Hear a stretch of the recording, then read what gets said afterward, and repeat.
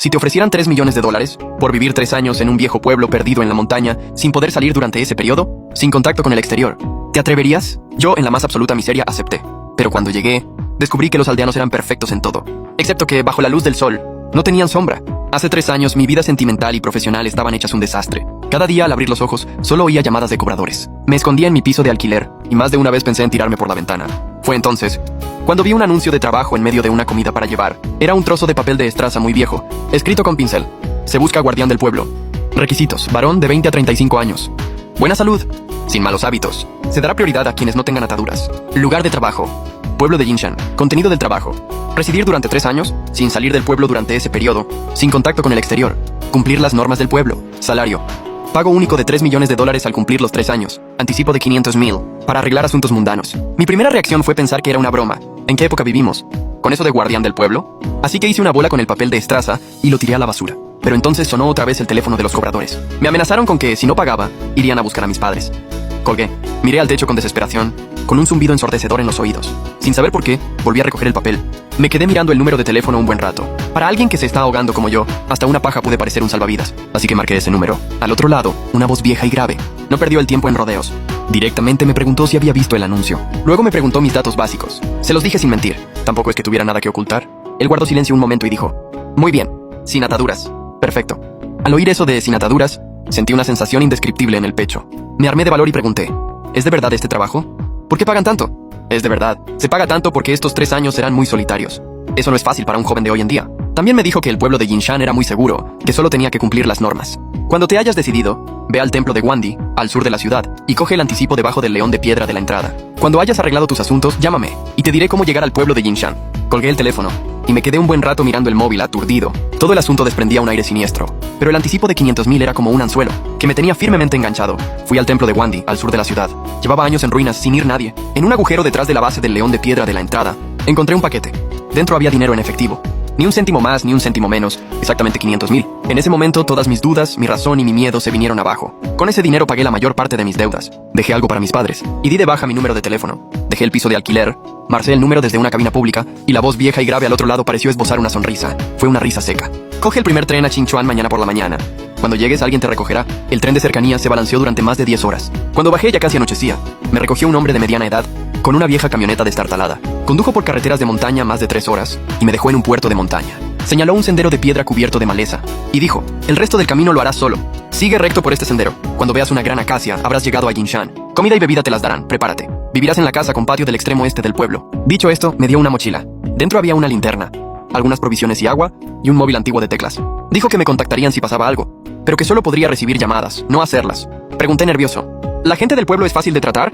Me miró, con una mirada extraña, como de lástima, o quizá de otra cosa. Ellos son muy formales. Si tú también lo eres, no habrá problemas. Dicho esto, se fue sin mirar atrás. Me quedé solo en aquel oscuro puerto de montaña, temblando con el silbido del viento. El sendero de piedra estaba muy resbaladizo.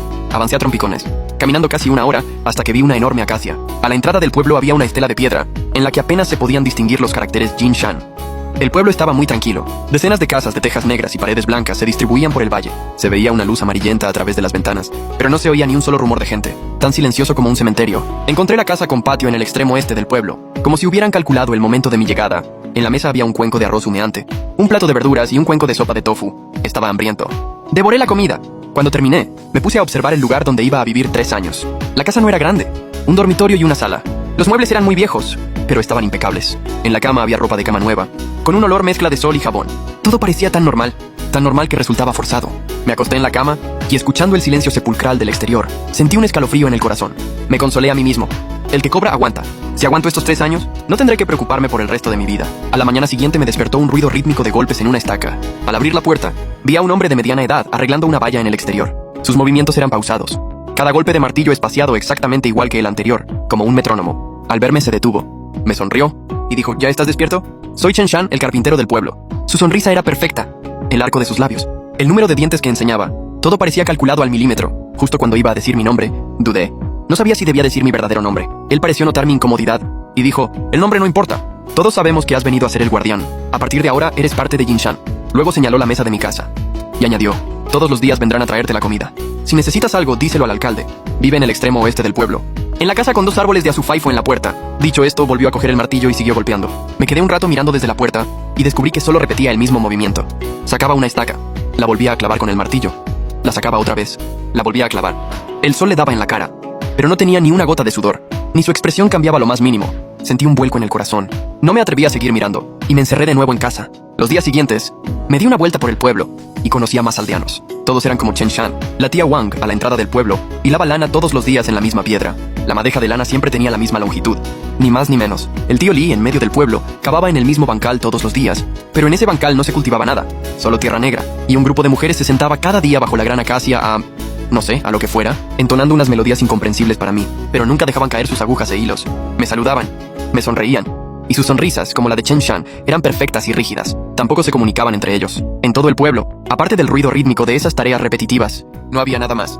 Empecé a entender qué quería decir el conductor que me trajo con eso de las normas. El pueblo entero estaba formado por innumerables normas. Intenté hablar un poco más con ellos, preguntarles por qué hacían siempre lo mismo. La tía Wang sonreía y decía, ¿acaso no es así como se vive? El tío Li decía, uno siempre tiene que buscarse algo que hacer mientras vive. Sus respuestas eran impecables, pero me ponían los pelos de punta. Empecé a preguntarme si realmente eran humanos. Me armé de valor, y cuando una mujer llamada Liu vino a traerme la comida, aparentando casualidad, toqué su mano. Estaba fría y rígida como una piedra. Retiré la mano de golpe, y en un instante la espalda se me empapó de sudor frío. La sonrisa de la señora Liu seguía siendo perfecta, como si nada hubiera pasado. Dejó la fiambrera, se dio la vuelta y se fue.